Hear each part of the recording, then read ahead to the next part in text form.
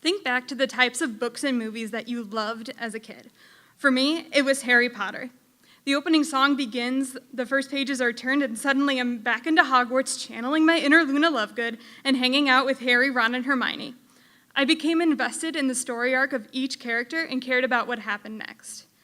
Even if the only kind of wizard that we ever will be is a wizard of technology, we can still relate and connect to Harry as a person because J.K. Rowling gave him relatable experiences and emotions, like the pride of helping your team win a championship game, or the grief of losing someone you love.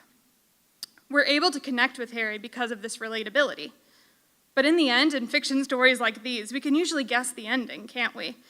Harry will defeat Voldemort in the end, and although the road to get to these endings vary, most of the time there's a happily ever after, and things turn out great. All the loose ends are tied up and packaged neatly together with the perfect aesthetic, just like a present under a Christmas tree. But life is rarely a perfectly aesthetic, Instagram-worthy gift all the time. Sometimes it's a present wrapped in a manicotti box. There are a lot of loose ends in life that aren't tied up. Life can be going great one time, and then next it can be like you got hit by a truck. And unlike when we read a book, we don't really know how it's going to turn out. We would rather hide the confusing, uncertain, and unknown parts of our lives, the parts that show our imperfections or the parts that we're ashamed of. We want to show people that our loose ends are tied up and that we have it all together. Even to our closest friends, we can say, this is fine, even when it feels like the exact opposite and when it feels like everything around us is going up in flames. I'm sure we can all relate to having a moment like this, where we tell people everything's fine when everything around us feels like it's on fire, but no matter what the reasons for not sharing are for you, I wanted to speak here tonight to remind you that your story matters, that it's worth sharing, and that the words you speak have the power to encourage someone around you. You all might be tracking with me so far. You could be thinking, all right, Hailey, you're telling me that no one's life is put together like an Instagram-worthy present, and we should all share our going up in flames moments with each other because everyone has them. We'll share our deepest, darkest secrets, have a good cry about it, and everything's gonna be all sunshine and rainbows, and we'll never have to process anything again. And I wish sharing the difficult moments in our lives made everything sunshine and rainbows because that would make counseling so much more cheaper. What I am saying is that sometimes even sharing a moment of your life story with someone can change the trajectory of their life. They're able to know that they can connect with you and know that they aren't alone. I found this to be true in my own life. I'm thankful for people I know who have been open and honest with me. Their vulnerability helped me to take the next necessary step in my own healing journey and helped me to feel less isolated and alone and less ashamed about my past. And I'm thankful to be sharing my story here with you all today. I'll start off with some times when others were vulnerable with me and how that impacted the way I viewed my own story and my ability to share it. The first one I can think of was in the summer of 2015. It was a summer between my sophomore and junior year of college, and I spent my whole summer on a missions trip with 100 other college students from across the country.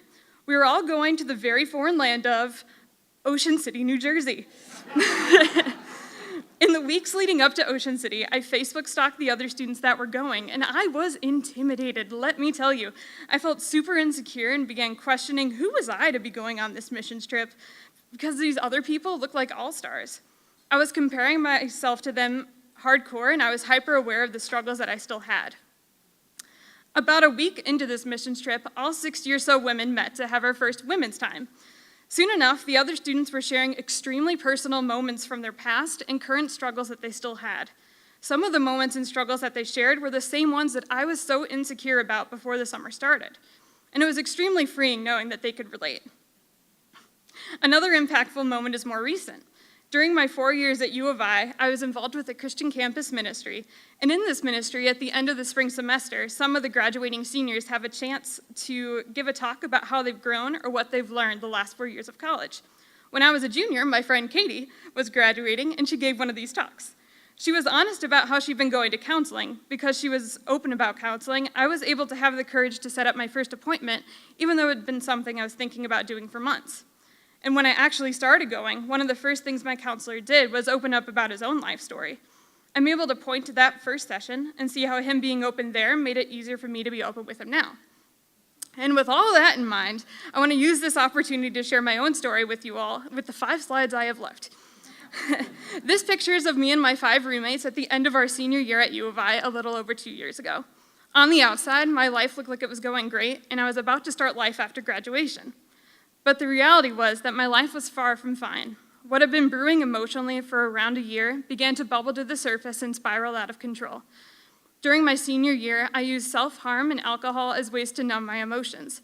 I was in such a dark, depressed place that I didn't care about the risks I was putting myself into and the others around me because of my reckless behavior. At my worst, I would get blackout drunk 2 or 3 times a month to shut my emotions down. Sometimes I would drink and drive or drink and self-harm, and it was only a matter of time before something irreversible would happen to me or to someone around me. I knew I wanted to stop, but I didn't know how, which is why I eventually moved into a Christian-centered residential home here in Champaign. Since then, my mental health didn't change overnight just because I moved into that residential home. There are still days that are harder than others, even almost 9 months after moving out. Last week, in fact, I was only a step or 2 away from drinking my emotions away. But part of the healing process that I've learned involves letting family and friends into how I'm really doing and going to them for support instead of trying to fight it on my own. As time's gone by, I've gotten more comfortable with sharing my story in front of others.